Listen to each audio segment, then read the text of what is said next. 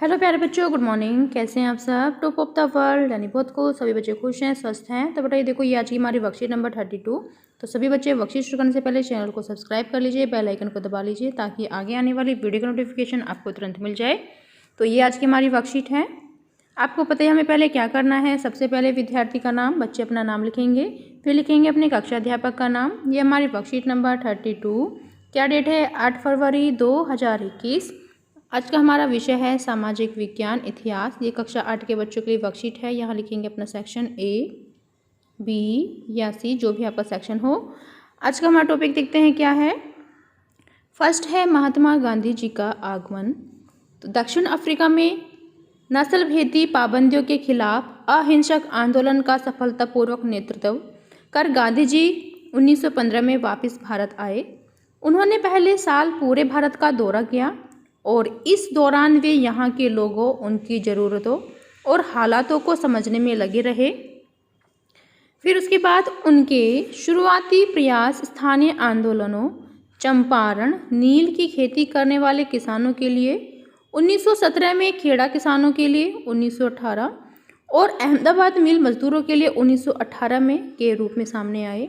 1919 से 1922 के बीच उन्होंने और भी कई आंदोलनों जैसे रॉलेट सत्याग्रह, खिलाफत आंदोलन और असहयोग आंदोलन का नेतृत्व किया। फिर उसके बाद क्या है, रॉलेट सत्याग्रह क्या है? 1919 में अंग्रेजी सरकार ने रॉलेट कानून पास किया, जिसका उद्देश्य अभिव्यक्ति की स्वतंत्रता जैसे मूलभूत अधिकारों पर अंकुश लगाना और पुलिस को और ज़्यादा अधिकार देना था। गांधी जी ने लोगों से आह्वान किया कि इस कानून का विरोध करने के लिए 6 अप्रैल 1919 को अहिंसक विरोध के द्वारा अपमान और याचना दिवस के रूप में मनाया जाए और हड़तालें की जाएं। यह ब्रिटिश सरकार के खिलाफ पहला अखिल भारतीय संघर्ष था। हालांकि यह मोटे तौर पर शहरों तक ही सीमित था। सरकार ने इन आंदोलनों को कुचलने के लिए दमनकारी रास्ता अपनाया। 13 अप्रैल 1919 को बैसाखी के दिन जलियांवाला बाग में एक शांतिपूर्ण सभा के ऊपर बिना किसी चेतावनी के अंग्रेजी जनरल डायर ने गोलियां चलवा दी। कई सारे लोग मारे गए, जिनमें बुजुर्ग और बच्चे भी शामिल थे। इस जनसंहार पर अपनी पीड़ा और गुस्सा जताते हुए रविंद्रनाथ टैगोर जी ने अपनी नाइटहुड की पदवी लौटा दी। फिर देखो नेक्स्ट, खिलाफत आंदोलन और असहयोग आंदोलन का आह्वान हुआ। प्रथम विश्व युद्ध में तुर्की की हार के बाद अंग्रेजों ने तुर्की के सुल्तान, जो पूरे विश्व के मुसलमानों का खलीफा माना जाता था, के ऊपर बहुत सख्त संधि थोप दी। जलियांवाला बाग हत्याकांड के बाद अंग्रेजों से गुस्सा हुए भारतीय मुस्लिम इस संधि से आग बबूला हो गए। खिलाफत आंदोलन के नेताओं मोहम्मद अली और शौकत अली ने अंग्रेजों के खिलाफ आंदोलन शुरू किया, जिसका उद्देश्य तुर्की के सुल्तान यानी खलीफा की शक्तियों को फिर से बहाल करना था। गांधी जी ने उनके आह्वान का समर्थन किया और कांग्रेस से आग्रह किया कि वे पंजाब में हुए अत्याचारों, जलियांवाला बाग हत्याकांड और खिलाफत के मामले में हुए अत्याचार के खिलाफ आवाज़ उठाए और स्वराज की मांग करें। फिर नेक्स्ट देखो बेटा, हमारा प्रश्न नंबर 1 क्या है। आज का हमारा प्रश्न नंबर 1, 1915 में भारत आने के बाद गांधी जी द्वारा किए गए कुछ स्थानीय आंदोलन को लिखिए। तो इसका आंसर हम देखो यहाँ से लिख लेंगे। ये हो जाएगा हमारा कि स्थानीय आंदोलन, यहाँ से लेकर प्रश्न नंबर 1, स्थानीय आंदोलनों चंपारण, नील की खेती करने वाले किसानों के लिए 1917 में, खेड़ा किसानों के लिए 1918 और अहमदाबाद मिल मजदूरों के लिए 1918 में के रूप में सामने आए। ठीक है, तो ये हमारे प्रश्न नंबर 1 का आंसर हो जाएगा, यहाँ से लिख लेंगे। फिर नेक्स्ट देखो, नेक्स्ट क्या है। नेक्स्ट है हमारा प्रश्न नंबर 2, रॉलेट कानून का भारतीय नेताओं ने विरोध क्यों किया था? तो इसका आंसर देखते हैं।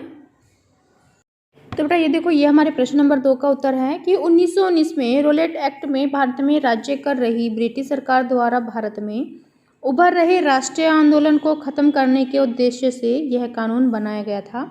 इस कानून का विरोध करते हुए देश में कई हड़ताली, जुलूस और प्रदर्शन होने लगे। गांधी जी ने इस व्यापक हड़ताल का आह्वान भी किया। तो ये हमारे प्रश्न नंबर 2 का आंसर है, लिखेंगे। फिर नेक्स्ट देखो, नेक्स्ट प्रश्न क्या है हमारा। फिर नेक्स्ट प्रश्न हमारा प्रश्न नंबर 3, खिलाफत आंदोलन क्या था और इसके नेताओं के नाम लिखिए। तो यहाँ से लिखेंगे बेटा हम ये हमारा प्रश्न नंबर 3 का आंसर हो जाएगा कि खिलाफत आंदोलन के नेताओं उसमें मोहम्मद अली और शौकत अली ने अंग्रेज़ों के खिलाफ आंदोलन शुरू किया, जिसका उद्देश्य था तुर्की के सुल्तान यानी खलीफा की शक्तियों को फिर से बहाल करना। ठीक है, ये हमारे प्रश्न नंबर 3 का आंसर है, यहाँ से लिख लेंगे हम। फिर नेक्स्ट प्रश्न देखो अपना क्या है। प्रश्न नंबर 4 हमारा, गांधी जी ने असहयोग आंदोलन का आह्वान क्यों किया? तो इसका आंसर देखते हैं। तो बेटा ये हमारे प्रश्न नंबर 4 का आंसर हो जाएगा कि असहयोग आंदोलन भारत में अंग्रेजी सरकार भारतीयों के सहयोग से ही चलती थी। अंग्रेजी हुकूमत में विभिन्न सहयोगों को रोकना असहयोग आंदोलन था। ब्रिटिश भारत की भी राजनीतिक, सामाजिक, आर्थिक संस्थाओं का बहिष्कार, जिससे सरकारी तंत्र ठप हो जाए, इस आंदोलन का उद्देश्य था। तो बेटा ये हमारे प्रश्न नंबर 4 का आंसर हो जाएगा, इसे लिखेंगे। फिर नेक्स्ट प्रश्न देखते हैं अपना। फिर नेक्स्ट प्रश्न हमारा प्रश्न नंबर 5 है कि आपके विचार से गांधी जी ने खिलाफत आंदोलन का समर्थन क्यों किया होगा?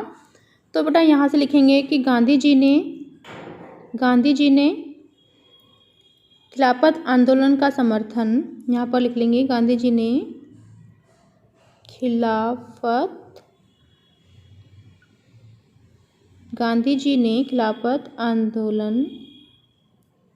आंदोलन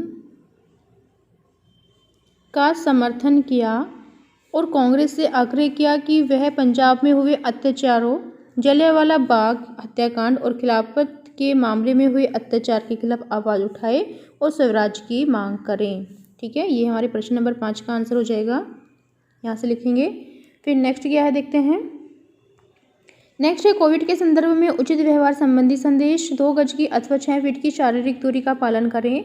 तो बेटा ये थी आज की हमारी वर्कशीट, सभी बच्चे इसका रिप्लाई करेंगे। मिलते हैं कल नई वर्कशीट के साथ। आपका दिन शुभ हो। Have a nice day. Bye bye बेटा। वीडियो को लाइक कीजिए, सभी दोस्तों के साथ शेयर कीजिए। Thank you.